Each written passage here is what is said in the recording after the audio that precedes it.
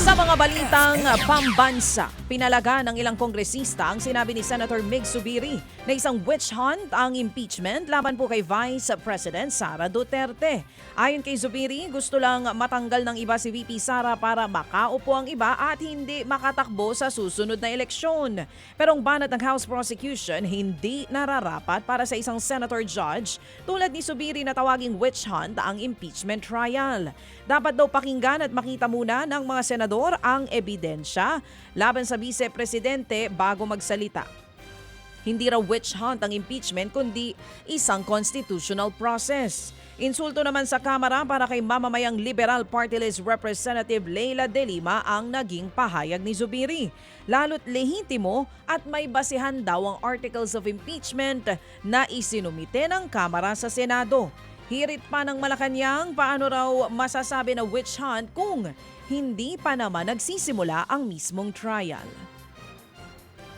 Samantala, naniniwala naman po ang Department of Education na isa ang pagtuturo ng mother tongue sa rason kaya hirap sa pagbabasa at pag-iintindi ang mga bata. Para matugunan niya, naglabas ng bagong department order ang DepEd para maipatigil muna ang paggamit sa mother tongue bilang medium of instruction o MOI mula kinder hanggang grade 3.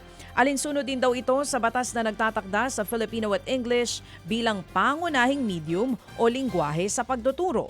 Pero paglilinaw ng DepEd, hindi aalisin ang paggamit ng mother tongue sa pagtuturo. Dapat nating intindihin na hindi inalis ang mother tongue, no? Epektibo ito. Pwede pa rin itong gamitin bilang wikang panturo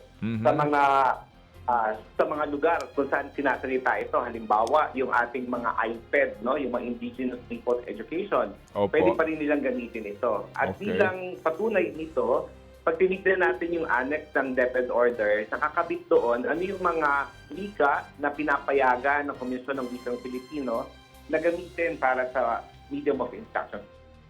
Yan nga po ang tinig ni DepEd Assistant Secretary Jerome Buenviaje.